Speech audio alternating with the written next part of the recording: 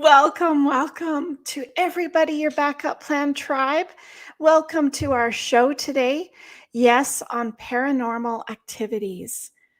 Are we haunted or are we not? We're going to look at death from a way different angle than what we are used to.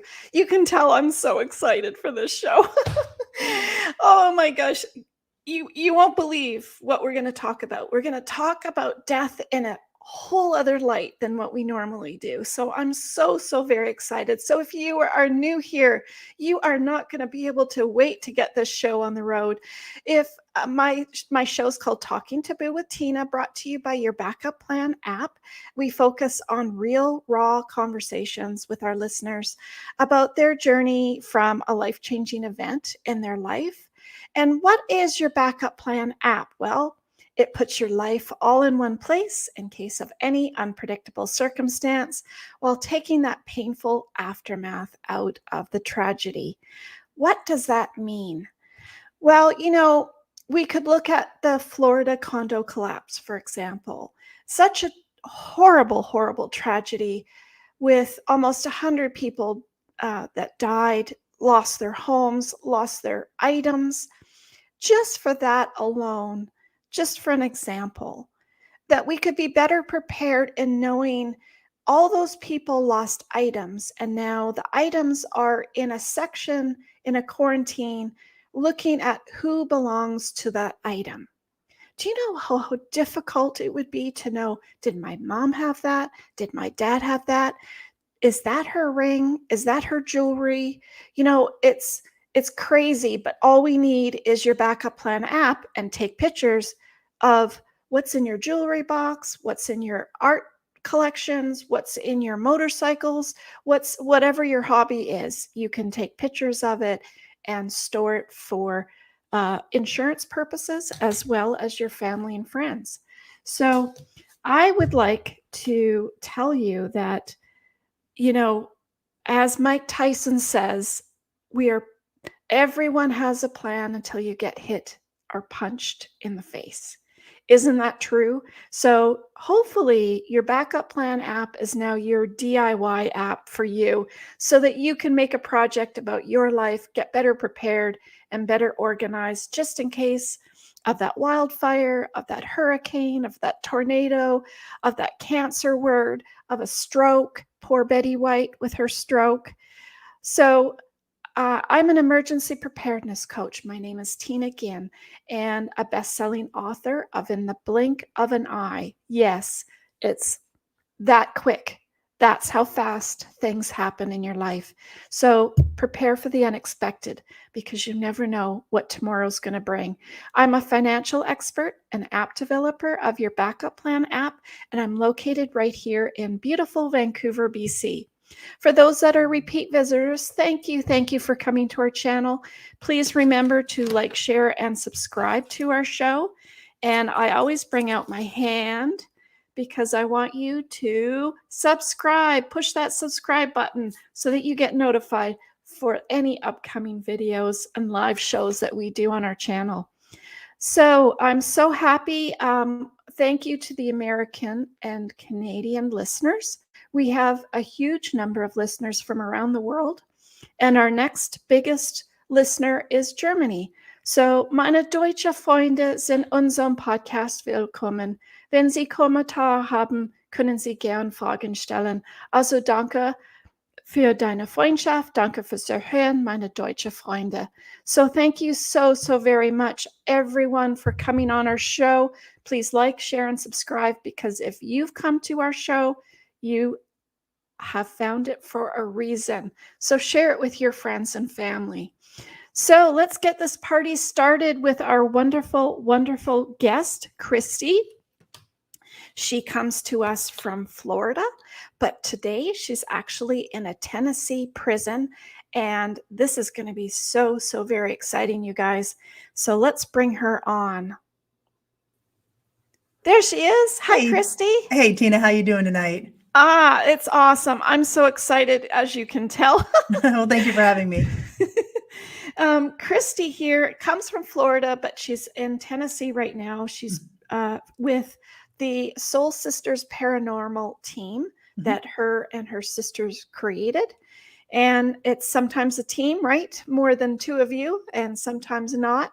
But you're in Tennessee, so maybe you can tell us a little bit about what you're doing there and how this whole thing started. Absolutely. So you're correct. My sisters and I formed Soul Sisters Paranormal in 2014, and we're an all-female paranormal investigation group that goes to some of the most reportedly haunted locations in the country. And we really tell the historical narrative of those locations, as well as couple that with any paranormal activity that we find when we do an investigation at that location. And that really parlayed into the job that I currently have, which is in the historic Scott County Jail in Huntsville, Tennessee. So last year, my business partner Miranda Young and I, we approached the town of Huntsville and we asked if we could open a museum in this very historic jail, which I'm sitting in right now, Oh, and they cool. agreed to allow us to do that. So since September of last year, we've been hosting general admission tours as well as flashlight tours, haunted ghost hunts, and paranormal investigators can also rent it out for paranormal research. Oh, awesome. So tell me, what got you into this? What do you think it was, Kristy? For us, it was really a sense of exploration. As sisters, we've always had a fascination with paranormal, and we really found ourselves questioning some of the popular media shows at the time, Ghost Hunters, Ghost Adventurers, all of that. And so we said to ourselves, if we ever had the opportunity to conduct a paranormal investigation, that we would jump at that chance. And in 2014, we were actually taking a girls' trip to Moundsville, West Virginia, which is where the West Virginia State Penitentiary is located.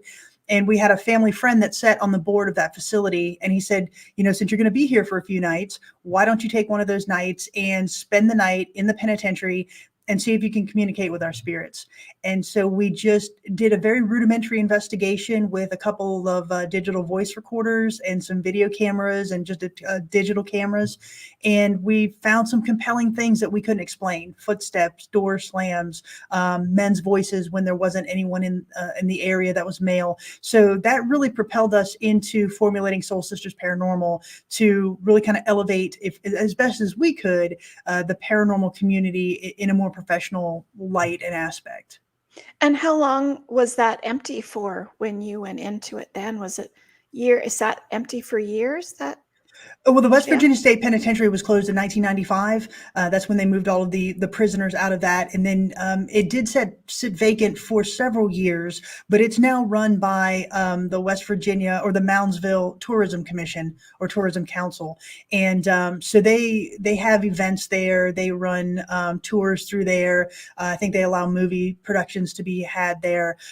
So yeah, it had been at least a decade or so since it had closed when we went in there. But the interesting thing is our grandpa was actually a prison guard there. No. Yeah, so it was kind of an interesting familial connection for us to just kind of go into that facility and know that grandpa was a prison guard there for several years before he became chief of police of Glendale. Oh, that's so cool. Mhm. So what do you think, what has been your most, I'm not going to say exciting, but the most one that kind of like took your breath away? Well, all of them have been exciting. What we do is very history driven. So to go into these locations, like the Lizzie Borden House or the Villisca Axe Murder House or the St. Augustine Lighthouse, and really have that tactile experience with history, that to us is fascinating, and we love every single minute of it. As far as the paranormal, I think the investigation that has been the most active for us was actually the old Gilchrist County Jail in Trenton, Florida, which is about an hour's west of Gainesville, Florida. And I've investigated there a couple of times. The first time was with Miranda Young from Ghost Biker Explorations. So she and I actually collaborated on this investigation, and she and I were the only two occupants in that building that night.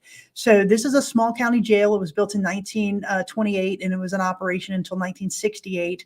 And then after that, it sat vacant, and it really became dilapidated. It became a location where vagrants would use it for drug deals. There was actually homicides that were committed in there Oh, while it was vacant. So a lot of different stories and reports came out of that location. So when we investigated there, again, she and I were the only two people in the building. And just because of the nature of the area, we both had weapons on us. We both carry. And so we both had our handguns with us. And we were capturing some interesting things that night. And we actually ended up using those guns as quote unquote trigger items. So we were getting responses from men's voices when there were no men in there. We were seeing shadow figures, both of us in the moment. We were capturing them on our video cameras. They were crossing through our laser grids, just all kinds of noises and bangs and knocks and voices, audible voices that we were hearing. So to us, that was probably one of the most active locations that we've been to. Do you think it was scary? Like, were they scary people? Were they, you know what I No. mean? Like some places you go in where there's spirit activity, Mhm. they're fine. They're not Mhm. mean. And Right. some aren't.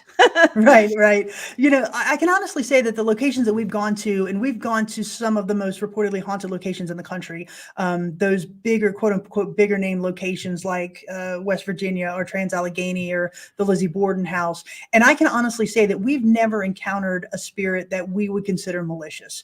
You know, before we go into these locations, we will say a prayer of protection before we go in. And then again, when we come out, we set our boundaries when we go to these locations. And by that, I mean, we say to the spirits, you're not allowed to touch us. You're not allowed to harm us in any way. You cannot physically interact with us unless we give you permission to do so, i.e. touch my hand, touch my pant leg. And so for us, I think because we set those boundaries, we've never experienced anything malicious. Now, that being said, I will say that when we go into places like Gilchrist County Jail or Brushy Mountain State Penitentiary, those individuals that were in that location weren't the most savory of individuals when they were alive. Right. So you have to kind of, and this is a weird way to say it, but you have to kind of know your spiritual audience when you go in. And so you're going to have a different technique or style in investigating a jail or a prison or an axe murder house, more so than you would a lighthouse or a Civil War hospital. And so for us, we've really kind of honed our technique to investigate each of those locations and do it in a way that is respectful, but also is indicative of their historical narrative. Right. I think some of them can be mean. Mhm. And I know when I went on one tour in Vancouver that they ask, maybe don't touch me, but show us a sign. Right. So I guess that could be all right. But like you said, you have to set your boundaries. And well, in spiritual world, I guess you cover yourself with a white light to protect yourself, so to speak, I guess, Yeah, depending essentially. on Yes, ma'am. where you come from, I guess, however you do it. Right. I do know that Cuba has this walkway that's under a roof, and it's like walking through, and then there's a cliff, sort of a dock that prisoners used to be dumped, hung and dumped into the water. Oh, And wow. in that area, it's just covered with people swirling, spirits swirling in it. And so, did you find that sometimes you just get so much activity that it's hard to figure out what's what? Not necessarily. That's really not how we approach an investigation. And by that, I mean, we do have those investigations where we do have those feelings, those empathic feelings, if you will. But I'm not going to say that we're empaths. It's just that I think by the nature of being female, we have a more empathic nature. And so we do have those feelings, especially when we're dealing with a location where there's children, spirits, and so on. But when we approach a location, for example, I'll take Brushy Mountain State Penitentiary, where there are reports of a darker spirit. And I'm not going to say that's demonic or negative. I'm just going to say a darker spirit because that was a Right. darker individual in life. When we approach those locations and we start to feel the environment change to the point where we think it's getting darker, we actually leave that situation. So by that, I mean, we'll put a voice recorder in the room or the area and say, listen, we acknowledge that this is your space. We're coming in to try to communicate with you and tell your story. If Mhm. you want to communicate with us, here's a voice recorder. You can make a noise, you can make a sound, speak into it. Here's a video camera, but we're going to leave you go. We're going to leave you to your space. We've got other things that we can investigate this night. And so we really don't provoke or go in with bravado or, any type of chest pumping or anything like that. We really are there to legitimately tell a story. And so we don't really engage with that kind of darker spirit activity. Right. Tell us about the Lizzie Borden house. The Lizzie Borden house it was a fantastic investigation for us. So this was the site of the 1892 axe murders of Andrew and Abby Borden, and Lizzie Borden was the daughter, and she was arrested, but acquitted of those crimes. And so you see this location on television, and it's represented in movies and such, but to actually be standing in that house and to see the layout of the house, it's extremely convoluted in its setup. So you really start to play in your mind how these murders happened, right, kind of play it out like, okay, if Abby was killed 90 minutes before Andrew was killed, how is that possible if the maid, Bridget Sullivan and Lizzie reportedly put themselves in the location. So it was a really cool experience just to go into the house itself. When we start an investigation, the first thing that we do is we turn on our voice recorders, even if we haven't started the investigation. So even while, we're schlepping in luggage into this location, we have our voice recorders going. And so this investigation, there were 5 females. It was myself, my twin sister, Jenny, Michelle, our sister, our friend, Cara, and then Miranda from Ghost Biker Exploration. She also joined us on this investigation. So the moment we stepped in there, we kind of felt that we were probably going to get something that night. And so there was one instance before we even started the investigation where Michelle and Jenny were in the downstairs parlor, and we had already set up a video camera. So the two of them are just talking and just talking about the day. And we captured a man's voice saying, "I'm standing right here next to you." Neither one of them heard it in the moment. Neither one of them, acknowledged it because they didn't hear it. But to us, it was fascinating because it's intelligent. It's somebody saying, "Hey, I'm standing right here. I want to engage with you." But unfortunately, they didn't hear it in the moment. And then about an hour later, Jenny and Cara were sitting in the parlor, and they were the only two in the room, and they were talking about the differences between the Villisca axe murder house, which we had investigated prior, and the Lizzie Borden house. And they were just talking about axe murders. And Cara said, that would be a horrible way to die. And a voice said it was. Again, extremely intelligent and kind of telling us that, hey, it was. Yeah, exactly. And it was a horrible way to die. So those were 2 very key points that we captured, which was very significant to us. We captured children's voices or children laughing during the night. There was an instance where all 5 of us were in the upstairs room that Bridget Sullivan stayed in, and we were in there. The door was shut, and Miranda has a device called the K2 meter, and she had it in her hand. And you see us on the camera, you see us all sitting there, and Miranda said, "I'm going to put this down so you can play with it." And as soon as she put it down, a man's voice out in the hallway said, "Ignore it." And Cara was like, "Did y'all hear that?" And we're like, "Yes." And open the door, there's nobody there. So again, it was just a fascinating investigation. Again, just to be in there in that space, to know what happened there and the history behind it. One of the things we also do when we go on these investigations is we'll try to find the cemeteries that are associated with these individuals that were in the event. And so before the investigation, we actually went to the cemetery. We found the Borden plot, and we kind of said, we're going to be investigating at your house tonight. We'll be there if you want to speak with us. And I think that's another way of kind of communicating with them, to kind of let them know that we're not going to try to provoke you in any way, but we want to tell your story and communicate with you. So that's a very interesting, when we do that and we get examples and responses, I think for us, it's extremely compelling. Do you think, do you get anything from a cemetery at all? We have, yeah, we actually have gotten different responses from cemeteries because, again, we always have a voice recorder going, even though it's not a formal investigation. There have been times we've captured voices. In that instance, we did not capture anything at the cemetery where the Bordens are located, but we have in St. Augustine, we've captured some in different areas or different cemeteries. We've captured voices and different phenomena that we can't explain. Is St. Augustine in Florida? It is. Is Yes. that on Yep. the coast, right? Correct. Yeah, St. Yeah. Augustine it's the oldest city in North America. Well, in America, I think 1565 was when it was founded, and so just a lot of history there. Yeah. It was really mired in controversy because the English said they had a claim to it, the Spanish said they had a claim to it. So there's a lot of wars back and forth, and then you bring in the Native American component where they lay claim to the land, but again they're kind of pushed out of that Native American land. So a lot of strife related to St. Augustine. There's a fort there, a Spanish fort. And so just a lot of activity there. We've investigated the St. Augustine Lighthouse several times. And again, the activity is just really amazing when you go to that location. What kind of activity is at that location? Well, there are Is that definite report. from workers? Like, do you think it would be from? There's actually some reports of that. The lighthouse was built in 1879, and so from that time there was incidences where there were some construction workers that were injured or killed.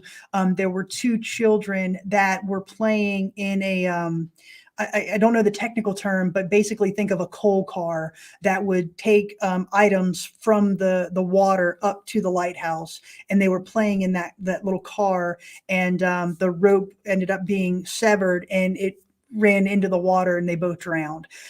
So they're reported to be there, and we actually feel that we've captured their voices. There's the reports of one of the former lighthouse keepers. He's supposed to be in the keeper's cottage, and we had several responses from him as well.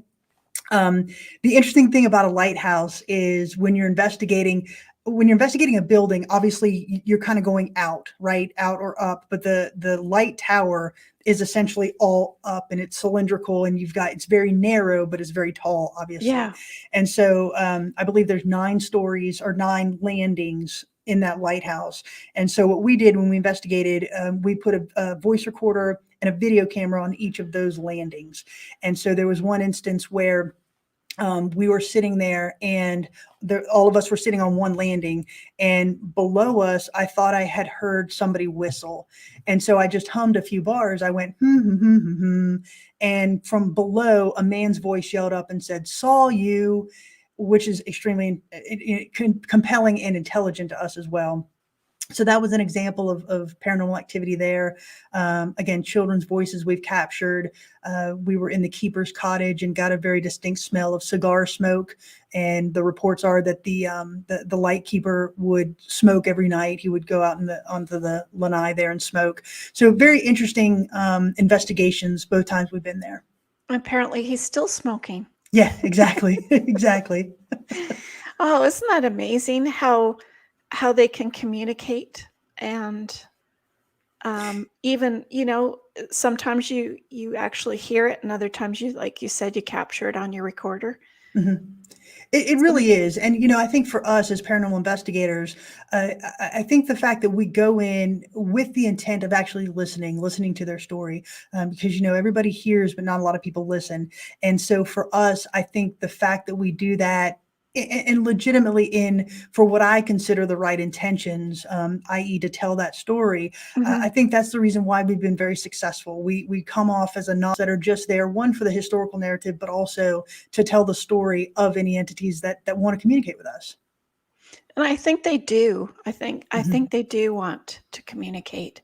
Mhm. Oh, absolutely. I think everybody, the very core of human existence is to be recognized. And so nobody wants to go through life knowing that they're invisible. And so I think the same thing is true with spirits, right? They want their presence known. And that's why they're willing to communicate with us. If you go in there and not try to provoke them or something like that, I think that's where television shows or TikTok people.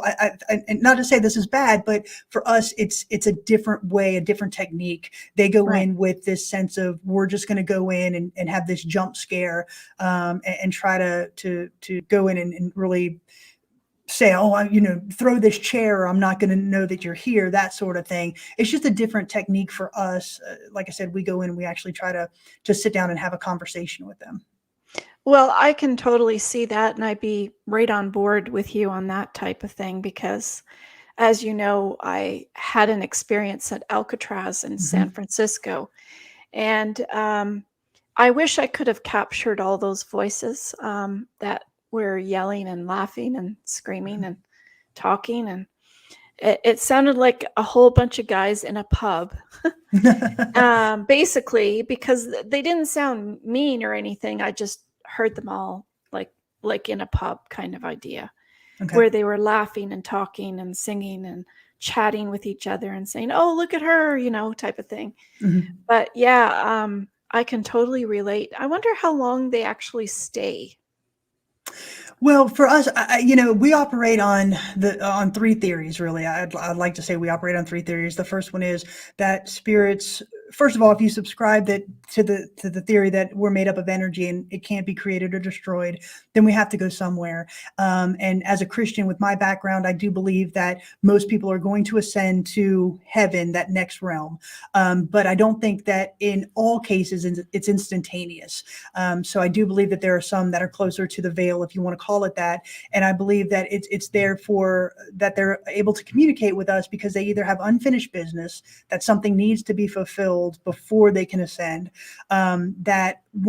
Two, they don't know how to find that next level. I think we see that a lot with children's spirits. They know they're dead, but they can't find that next way. And then the third is that they fear retribution for the life that they lived on Earth. And I think we see that with places like Alcatraz or Brushy Mountain or West Virginia State Penitentiary. They weren't great people in life, and so they're just afraid of what's going to happen next once they ascend to that next level. So they're more comfortable just staying closer to what they're familiar with. So I think until they find that fulfillment or what needs to be fulfilled, I think they're just comfortable just staying here and communicating with us. And some of them get upset that you're there, or Mhm. that people are going through their house, or Mhm. whatever it might be. Oh Probably yeah. not so much about a prison, but because Mhm. they Yeah. probably would like to leave there. Yeah, well, I think, for the prisoners, the prisons that we've gone to, they're just a hive of activity, paranormally speaking. And they want people, they want their story told, they want to acknowledge, they want to communicate.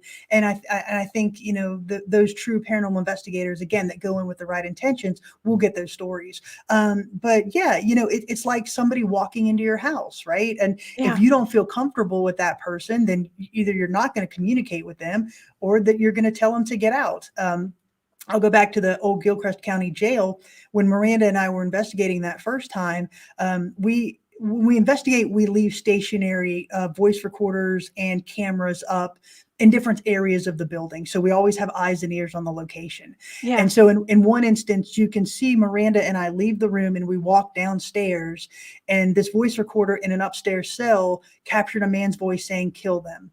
And we obviously didn't hear it in the moment. When you go back and you listen to the audio and you capture that and you hear it, it's a little bit startling. But for us, again, it wasn't anything malicious. It's just kind of what you hear in a jail or in a prison.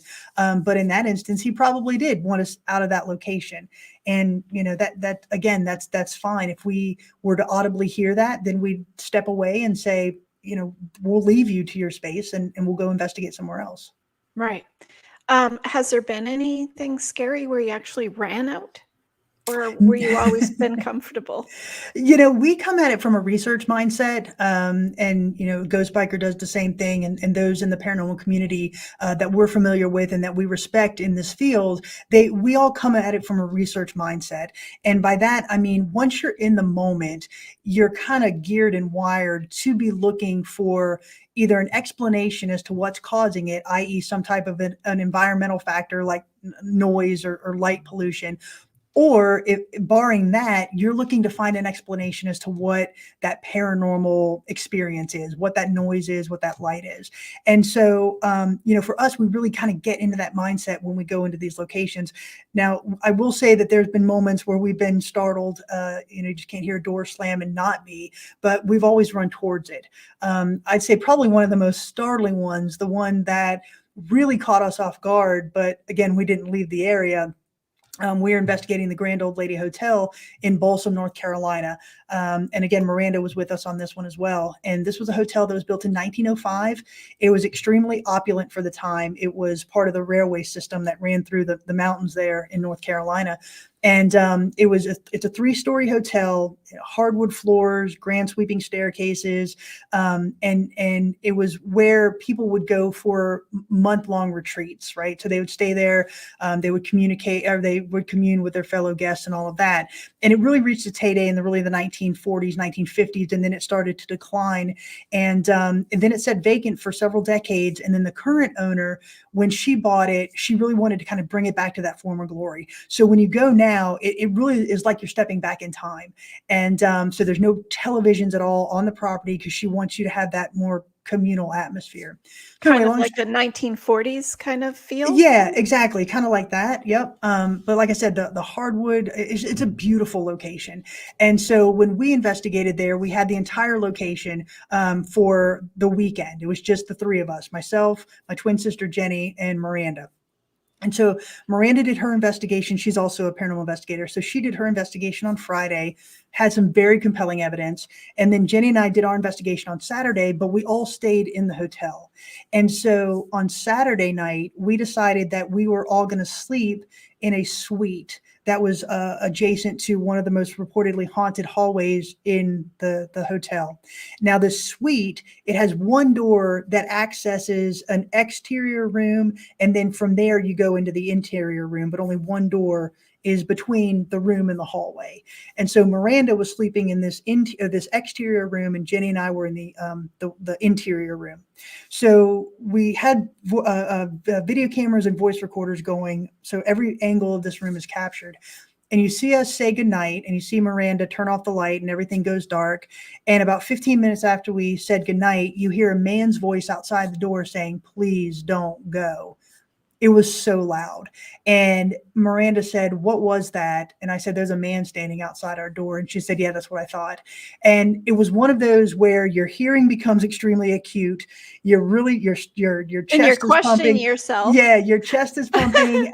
But we didn't run out. It was like, now let's lay here and wait for the next voice. Let's see what's going to happen now.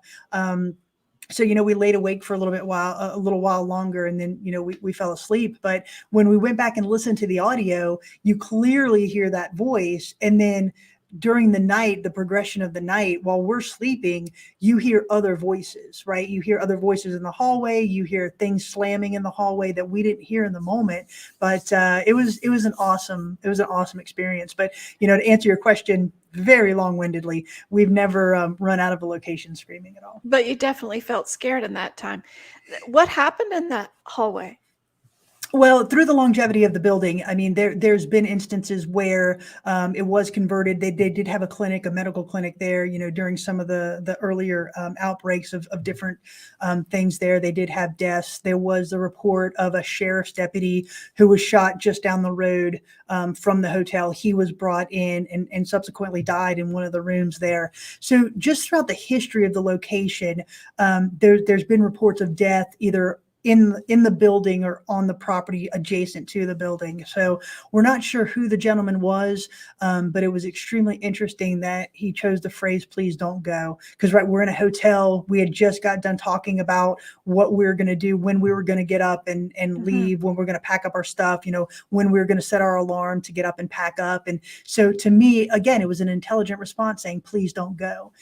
So it was a great investigation. Yeah, I love wonder that what he place. meant. I Well, wonder I think what again, that I think it was in response to the fact that we had just got done right before we said goodnight. On the audio, you can hear us talking about, okay, well, I'm going to set my alarm for 8 o'clock. We'll pack up, we'll go grab breakfast, and that sort of thing. So we'll be out by 10. And so you hear that entire conversation. And so I think what happened was, after we had said goodnight, he just kind of said, "Please don't go." I think he Oh, liked us. cool. Yeah. Yeah. They probably wanted some company that you Yeah, didn't know. absolutely. And we're good company, so I wouldn't want us to go. Cool. So tell me about where you are right now, because that's a whole other venue. Yes, absolutely. So currently I am sitting in the historic Scott County Jail in Huntsville, Tennessee, which is about an hour's northwest of Knoxville, Tennessee. And this was a jail that was built in 1904. It was in operation until 2005 is when they moved the inmates out. And then 2008, they officially closed the doors to the building. In 2000, and then it sat vacant. In 2017, the county of Scott County gave it to the town of Huntsville, and Huntsville got a tourism grant to repaint, to put in new windows, put in an air conditioning and heating system. And then from 2017 until last year, it sat vacant.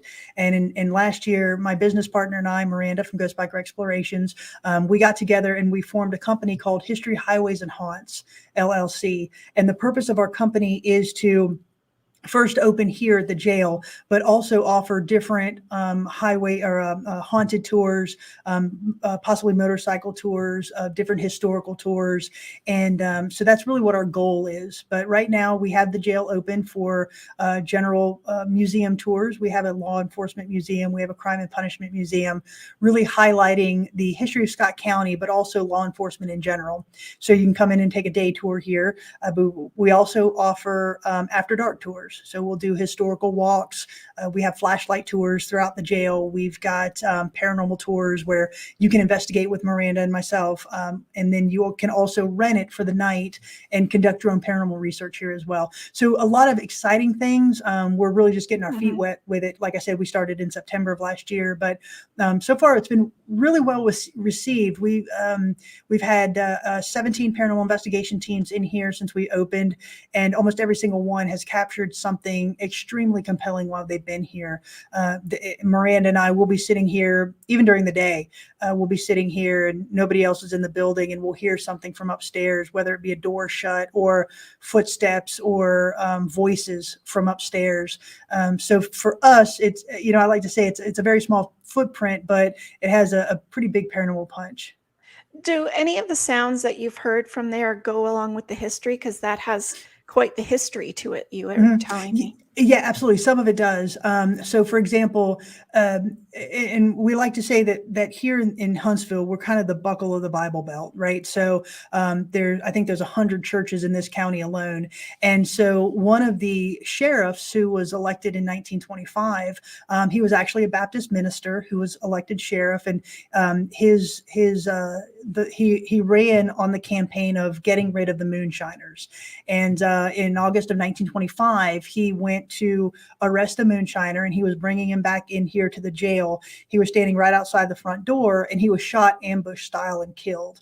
And so his body was brought into the jail and prepared for burial. And so because he was a Baptist minister, we get interesting responses to Christian music when we play things like Amazing Grace. We'll get different responses on our equipment. There was one night where Miranda, it was about 3:30 in the morning, and a paranormal team had just left. And they had left probably about 20 minutes before. And so Miranda was the only person in the building. And so she was locking up, and she was crossing the little hallway here on the first floor.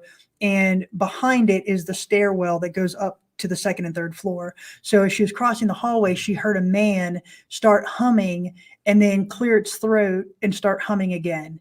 And so she was a little bit startled by that. And Miranda doesn't startle easily. So she was a little startled by that.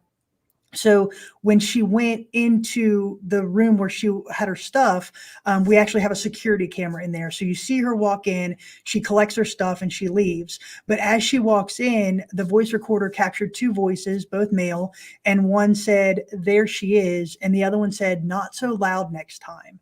And so we think, just in talking, we think that the person on the stairwell humming could have been R.D. Ellis, who was the sheriff who was shot here.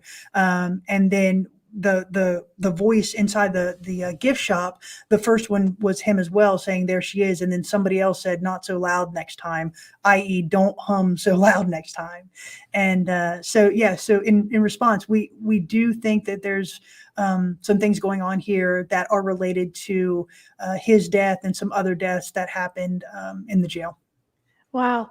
Did they have a medical section in that jail? There was a small room that they used as medical. It has a shower, and I guess they had a little medical unit there. But for the most part, anything that happened, they would transport them to the hospital. And so that's actually, in the 1950s and 60s, that's actually how inmates would kind of try to get out of here. They would self-harm, right? They'd cut themselves and say, "I got to go to the hospital," and they would transport them to the hospital. As I said before, the jail was built to hold 50 inmates. In times of overcrowding, it could have up to 150 inmates in here. So a lot of potential for violence, a lot of potential for, harming and all of that. We don't have reports of inmates killing other inmates, but we do have several stories of inmates being incarcerated here and mobs coming in, infiltrating the front door, going and grabbing those inmates, and Right. then hanging them near the jail. So we do have those reports. We actually have those factual accounts and stories. So, but yeah, like I said, just a very interesting jail, and it's very interesting with regard to paranormal activity. Well, it sounds like it stays active. It does. Yeah. In our minds, it absolutely does. And the interesting thing is we're learning stuff every day. We had a paranormal investigation team here that got the word anvil, and it's to us, it's a very innocuous word, right? It's just a word. But when we went back and started researching, we found that there was a jailer who, when one of those mobs came in, he was actually beaten so badly that one of the people said that he looked like he'd been beaten with an anvil, and so his Oh, nickname became Anvil, and we didn't know that. So we're learning things from our spirits as well, and that's what's so exciting about this. well, especially since you didn't know, right? Exactly. Yeah, exactly. Yeah. I could see Augustine area, St. Augustine, very busy, as well as San Francisco seems to be a Mhm. hot spot as well. Where do you think other than this project that you're working on now, where you are in Tennessee, where do you think you're going to look forward to going to next? We really kind of run the gamut on what we're looking to do with History Highways and Haunts. Both of us have very distinct backgrounds, not just in the paranormal world, but in our professional sense as well. Miranda is extremely gifted with regard to marketing and advertising, and that's where her background is. And I also have a background in business as well. So what our grand plan would be is to really help those locations who want to do the same things that we're doing, i.e. preserve a location by highlighting its history, highlighting its paranormal. We'd like to consult with those places, kind of show them our expertise, what you need to do that and make it successful. So that's kind of what we're looking to do. Again, we're very new into this process, just a couple months old. But I think what we've done here, I'm extremely proud of what the two of us have done. I mean, if you kind of look at our website and look at what we've done, it looks like we have a large staff when it's really just the two of us. And so I'm extremely proud of that. And I think if we can take that expertise and help other places preserve these locations, then that's what we feel our goal is. Like, for example, this place, we had a lot of people in this town that wanted this place demolished. And, for us, that would just be a travesty. So if Yeah, we can help preserve these locations, not just for the paranormal, but for the historical value, I think that's what we want to do.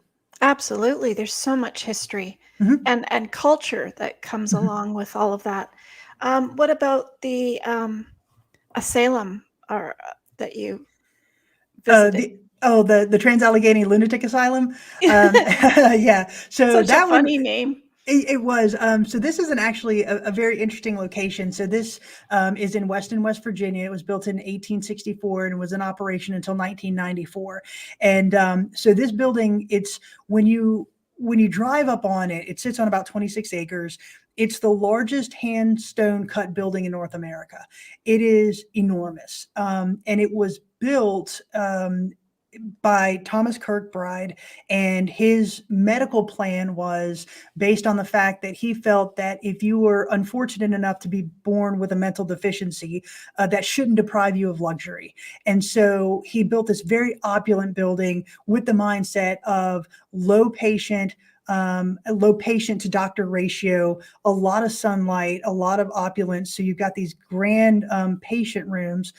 So even though this building is large, it was only built to hold 250 patients. And but the interesting thing is after the Civil War, the things that you could get admitted for into this lunatic asylum, the list was enormous. So so things like laziness, egotism, Oh dear. Getting kicked in the head by a horse, reading too much. These were things that you could be Reading admitted. too much? Yeah. So these are the things that you could be admitted for. And so you have these, and here it is, you have these men wanting to somehow get rid of their wives. So they would take them to the lunatic asylum and say, okay, she's lazy. I need you to admit her. They would admit her, and then the only person who could get her out was the person who admitted her. So Oh no. you have this rash of women being left. So it was predominantly women in this facility. So the patient care really Sorry to interrupt, but yeah. I think in this day and age it would probably be the same thing. Probably, yeah, probably. Well, if it was allowed, but Yeah. But you had this patient care that really, it started out with this higher purpose, but then it really digressed into more patient containment. And so at that point, you had these medical staffs that tried to do different medical techniques, so shock therapy, lobotomies,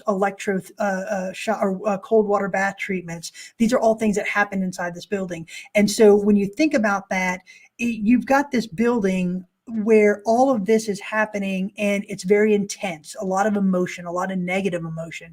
And so what I think happened is all of that emotion is permeated into the walls of this facility. And so after it closed in 1994, it sat vacant for several years, and then a private owner purchased it, and they allow paranormal investigators to go in.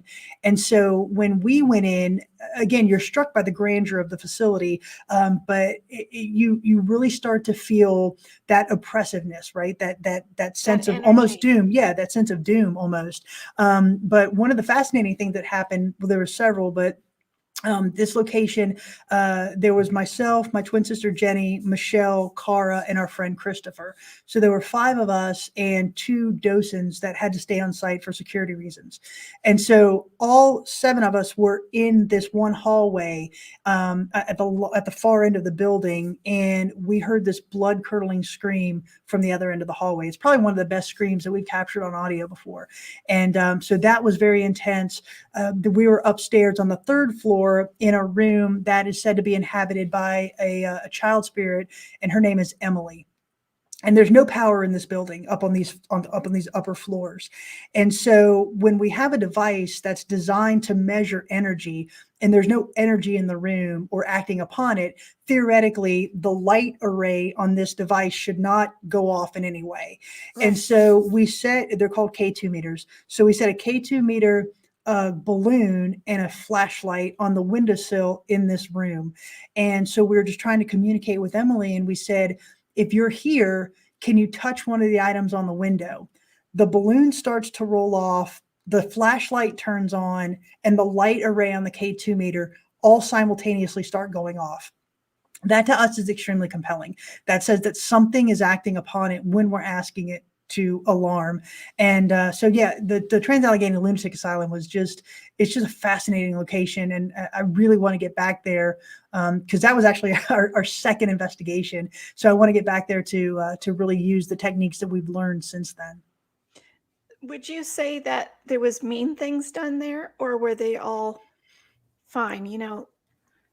Because sometimes those places, they were doing lots of testing and yeah, and like that's what it was. I mean, it really, like I said, the medical care really digressed from patient care and nurturing into really horrific experiments. Like I said, lobotomies, shock treatments, things that tried to, in the name of science, reverse a mental illness. And obviously that can't be done. In fact, my grandpa, who again was chief of police of Glendale, West Virginia, in the 1960s, he was asked to transport a patient to, at that point, it was called the Weston State Hospital. And he drove up onto the facility, and he took one look at it and said, no, we're not doing this. And he turned around and he took his citizen back to Glendale, and they put her in treatment there, just because he was so appalled by what he saw there at the hospital. And so, yeah, in my mind, it was cruel. You've got these doctors who kind of get high, if you will, on this type of patient care, and they want to push those boundaries to try to see what they can do in the name of science. And I just think it really, it was, in my mind, horrific in those locations. Yeah, that would be. My personal experience was in Germany at one of the concentration camps, Mm, and it was the yeah. same type of energy, Oh, absolutely. especially on the medical side, where you walk in the shower, where all of those people would have been put in a row and they thought they were going for a shower, but Hmm. they weren't. Yeah. And also on the tile table that they had with drainage around the outside, kind of like when you cut up meat and the Hmm. blood drains on the side, and then they Yeah. had a tray to have the blood drip down into.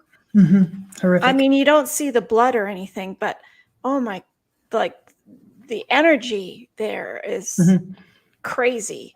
Yeah. And again, that's kind of what we do when we go to these locations. We try to put ourselves into that historical event, right? So again, Yeah. back to the Lizzie Borden house, same thing. And Trans Allegheny was no different. You kind of walk in and you just kind of stand for a second and say, what experiences were here, and you try to go into that state of mentally to see if you can really kind of feel what it was like to be, again, it's a mental journey, but try to Yeah. feel what it's like, what it would have been like at that time. And a lot of cases it's horrific, right? I mean, same thing with the Villisca axe murder house out in Iowa. I mean, you've got this family, of a mom and dad, four children under the age of 8, and then two guests who were under the age of 8, all bludgeoned to death by an axe murderer. And so to sit in That that was house, separate from the family? Like, it was an yeah, outsider? yeah, they don't. It's still an unsolved murder. It's one Oh, of the most well-known unsolved murders in America. Um, this happened in 1912, and it was the Moore family. So there was Josiah and Sarah Moore, and they had 4 children. And that night, they had invited 2 neighbor children to stay the night as well because they were friends of the kids. And so they went to a church function, and they came back and they went to bed, and somebody had been hiding out in the attic, and he came out of the attic when after they all went to sleep, and hacked them all with a hatchet. And then he escaped into the night, and it's still an unsolved murder.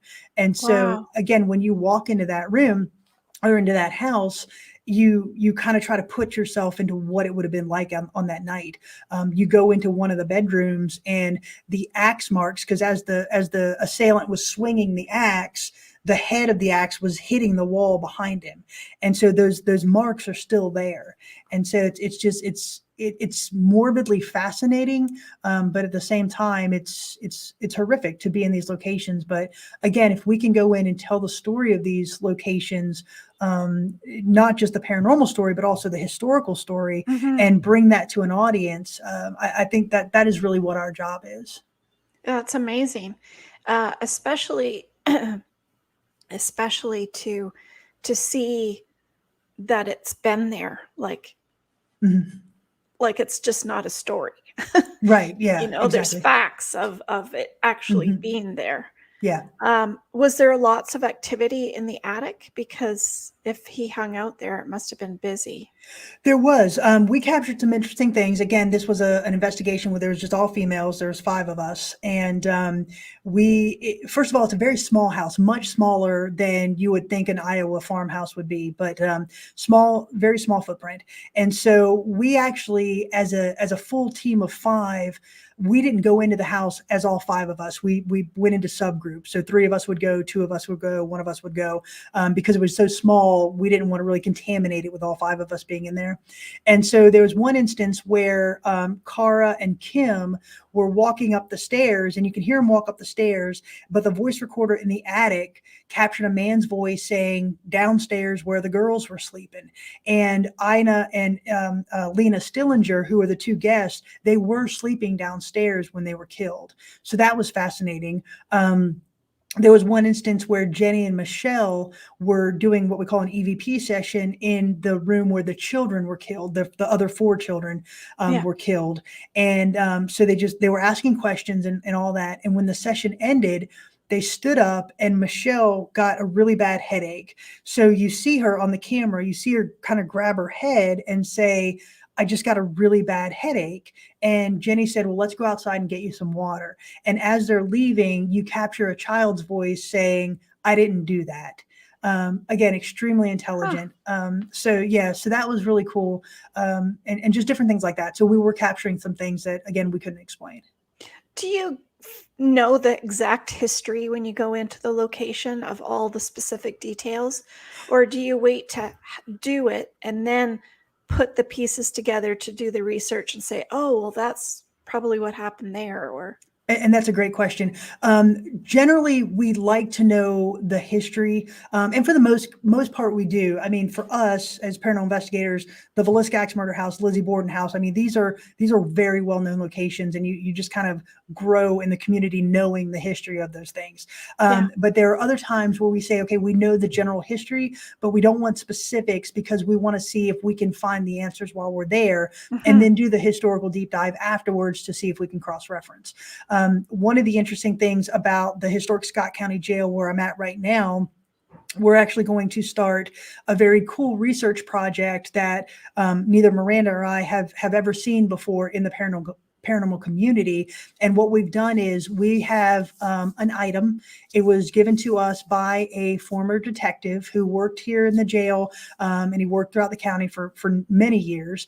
And so he has an item that he put into a box. It's associated with a murder and it's associated with the jail. He does not know, or he is not telling us what that item is. So neither she or I know, and it's in a container. And we're going to allow paranormal investigators to come in and sit with this item. Again, they're I not know. going to know what it is.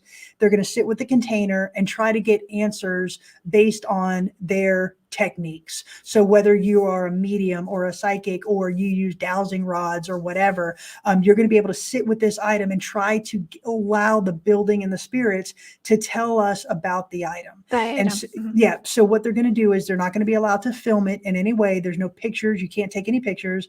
You're going to have to sign a non-disclosure when you come that you won't release it. And so anything that you feel or hear or see while you're with this object, you're going to write it down. You're going to put it in a sealed envelope, and we've got a lockbox that you're going to put that envelope in. And then in about 4 months, we're going to sit with the detective. He's going to sit down with us. We're going to open each of the envelopes and say somebody has written, Colonel Mustard with the candlestick on there. He's going to say, that's right, or that's wrong.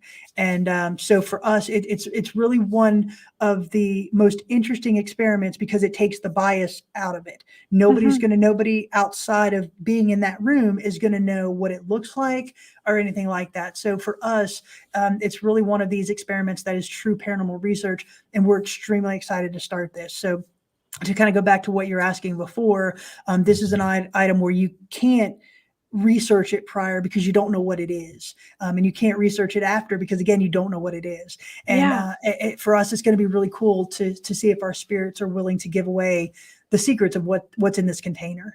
Oh, that's awesome. That's going to be so exciting. I agree. Wow. What do you think about houses? I always think there should be somebody that checks out a house before you buy it. That is interesting, and I actually, I dabbled in the real estate industry, and so there are a couple people that actually do that. They will work if you have a client that feels that they want their house kind of investigated, or a medium to go in or something like that. They do have those that will work with them on that. I think if that's part of your due diligence process and that's what makes you feel comfortable with making the purchase. Absolutely. I think go in and do what you need to do. I think it's a very interesting question. I know there was a small house about 2 months ago that went for sale, and I can't remember what state it was, but they had made it into an Airbnb, but they just couldn't take the paranormal activity in it anymore. And that's Mhm. what they wanted to attract was people to stay in this environment, in this paranormal activity Mhm. kind of place. And it used to be something, and I'm sorry I can't remember what it was. It sounded very interesting to have such a project like that. This was just a husband and wife, and I don't think they expected it to be so busy as it was. It's popular. Yeah. Yeah, it's extremely popular. There's several locations that have turned their location into an Airbnb. My sister and I went to investigate the Shakers cigar bar in Milwaukee, and they actually have a room that at one point was used by prostitutes, and they've converted that into an Airbnb. So you can stay in that room and investigate and all of that. So that's what we did. But there are numerous houses that for whatever reason they don't sell, or the owners just think that they're going to make more money allowing paranormal investigators or those that have a fascination with the paranormal rent it out. And it's a very lucrative industry. Absolutely. Paranormal Yeah. tourism is huge. Yeah. What about the story that you were telling me about death in general? It's brought a new light to you. I think based on what we've done, like I said, we've been doing this since 2014. I think everybody does have an innate fear of death, and that's just natural, right? Because it is an endpoint. We don't know what's going to happen after this. But for me, it has really almost made it a little bit more peaceful in my mind that based on what we found, we do continue after this. There is a transition period, and I do believe that when we pass, we're met with a loved one who has made that transition before us. And I have examples of that as well. So for me, it has actually taken the fear of death and really minimized it in my mind. It's interesting. The late great Betty White said that death is the only secret that we truly have left, that nobody knows what happens when you die until you die.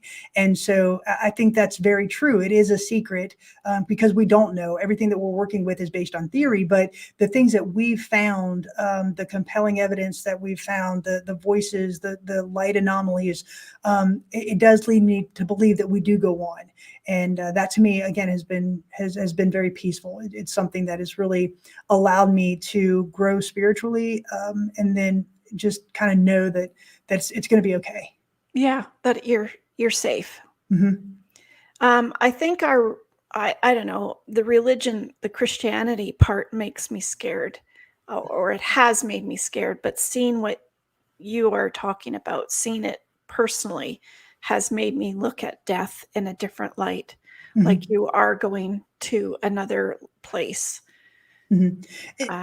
Yeah. And I'm with you. Like I said, I was born Baptist, Southern Baptist, and I mean, you don't get much more hellfire and damnation than that, right? And so, but like I said, for me, my parents were very good about letting us really choose our thought processes, and it was something that this is your journey. You're gonna have to figure it out on your own and take different religious aspects as you will, and incorporate that. And so for me, it's very hard for me to wrap my mind around the concept of a hell, where my God is a loving God, and to know that He would allow people to suffer in that environment for all eternity. I mean, that just to me is not my concept of that's not what my religion is, my personal religion. And so it's very like I said, for me, the things that we've found, who knows, maybe this is the hell that we're living in right now. But like I said, the things that we found and experienced, it has really opened my eyes to the fact that there is something after this, and that we do go on. Yes, absolutely.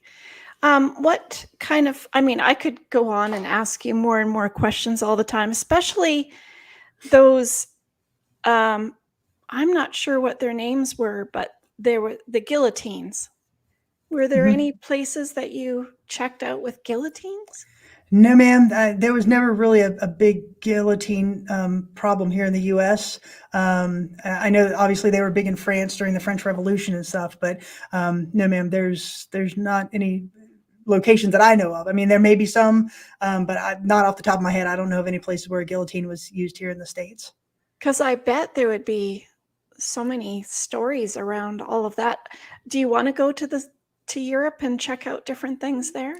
Absolutely. So going to Europe, traveling internationally is definitely on our bucket list. We were hoping to go this year, but based on what we're dealing with right now, travel is a little bit difficult. Yeah. I do want to get to Leap Castle in Ireland. I think that would be a fantastic place to check out. The UK in general, I've been there numerous times, but to actually visit that country and spend some time there as a paranormal investigator, I would love to do that. The Monte Cristo plantation in Australia, again, I've been there as a tourist, but not as an investigator. So to get back to that location would be fantastic. And, to get back up to Vancouver, again, I've visited there, but not as an investigator, but to get to Vancouver and some of the places that you have up there. There's a place not too far from y'all, about I think about an hour's east, an old mining town. Yes. that's supposed to be extremely haunted. And I'd love to get over there. I can't remember what it's called right now, but that's a location. So international travel with Soul Sisters Paranormal is definitely on our list. Yeah. And I think Montreal, I'm sure, has some Oh, yeah. too. Hmm. Yeah. Yeah. Amazing, amazing stuff. Do you have anything final notes for our listeners talking about, all the things that you've learned going through all of this? Again, just if you open your minds and really kind of start doing research for yourself, and don't forget the historical narrative of these locations, because they do deserve to be preserved. But just to go in and really listen, and maybe the spirits of those locations will speak to you. But for us, like I said, it's just one of those things that has caused me to become more peaceful with the fact that we do die. Everybody will die, but it's not something that is as scary as a lot of people make it out to be. Yeah, absolutely. Well, thank you so very, very much. That's great information. And it's exactly what I say to everybody. I say, I'm sorry to tell you, but you're going to die one of these days. Mhm. We just don't know when or how, but you are. So Mhm. be prepared for the unexpected, Absolutely. because what do they say? Shit happens. So unfortunately, sometimes. So please take a moment and subscribe to our channel, because my hand comes out. Right down there is the subscribe button and the link for sharing and liking, so that we can do more of these with great people like Kristy. So stay tuned to our podcast and live streams. I have great conversations with some of the most interesting and accomplished people in the world today, just like Kristy. I think you'll be entertained, informed, and inspired and motivated with all of the things that you can put into your own unique plan, but also from what Kristy has, taken these little snippets of information and given us a bigger view of what we're living in today. We're just not here alone. We are with others. And sometimes it might be scary, and sometimes it might be comforting. So, and if you are thinking about someone on our show today that that you haven't spoken to in a while, please pick up that phone. We still have phones. Please text them, Zoom them, FaceTime them, whatever you want to do, but tell them how much you love and miss them, because you don't know what tomorrow might bring. So thank you again to our listeners. We are on all podcast platforms: YouTube, Instagram, LinkedIn, Twitter, TikTok, and Facebook. That is a mouthful.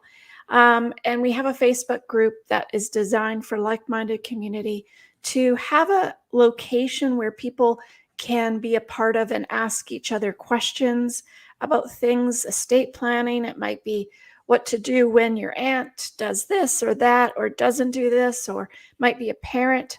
It might be yourself dealing with grief. And please, be a part of our great growing community.